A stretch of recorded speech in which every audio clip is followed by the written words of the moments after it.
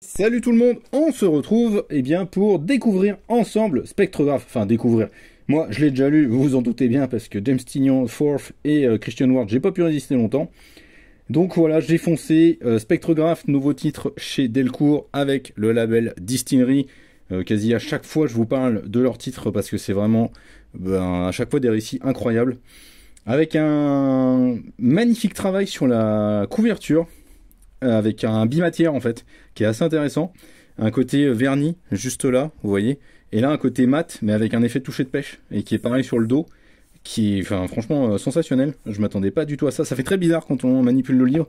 Mais voilà, ça montre à quel point Delcourt a envie que ces titres-là fonctionnent.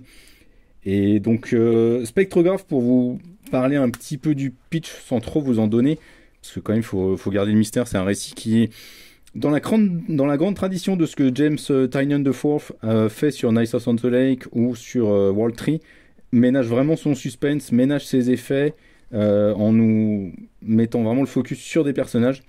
Donc on va découvrir en fait cette baraque que vous voyez juste là, cette grande maison, renferme en son sein un appareil photo que vous voyez juste là, qui en fait, fait quelque chose en fait, semble provoquer quelque chose chez les individus. Vous voyez, avec ce personnage dans le prologue, avec une apparition ensuite un peu fantomatique de lui. Donc voilà, c'est un appareil photo qui semble capturer l'âme et puis tuer la personne et en faire un fantôme qui va chercher un peu vengeance.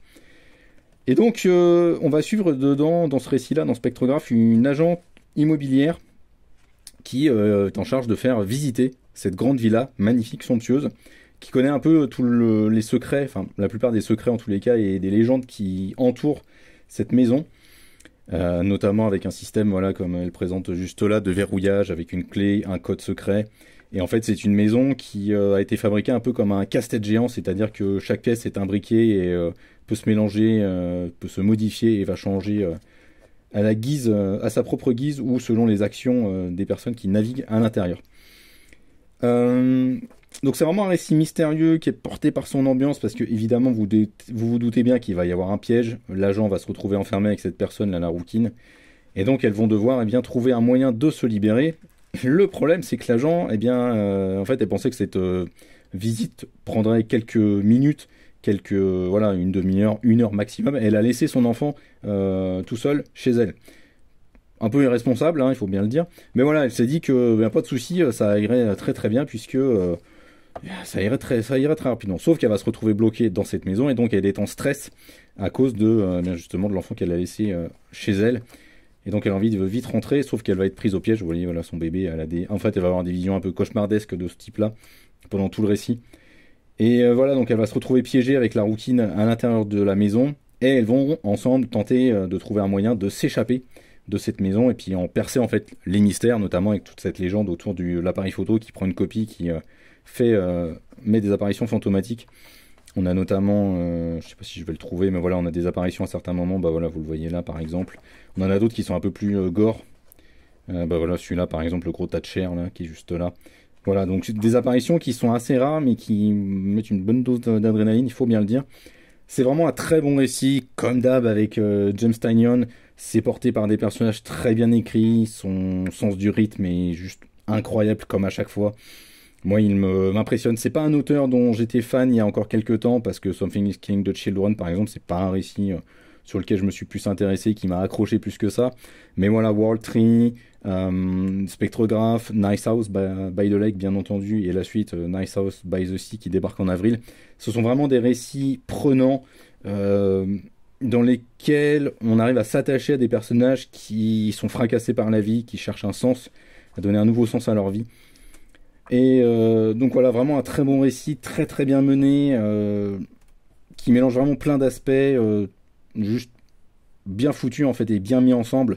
Ça ressemble à Nice House on the Lake, mais pas que. Ça a sa propre empreinte derrière. Et donc je vous conseille très très fortement de foncer sur Spectrograph. Moi ça a été une vraie claque à la lecture, franchement. J'ai accroché direct et j'en suis ressorti vraiment soufflé et sur le derrière.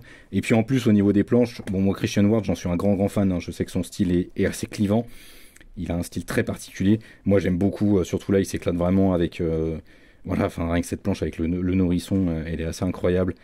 les effets de couleur, les teintes bleutées, enfin, il arrive à nous mettre dans des ambiances, à capturer des trucs qui sont vraiment uniques à chaque fois. Et ça participe en fait à donner cette ambiance iconoclaste en fait à Spectrograph. C'est vraiment un récit qui ressemble à rien d'autre. Ça va dans le sens de ce que fait Distillery maintenant depuis quelques temps avec leur titre.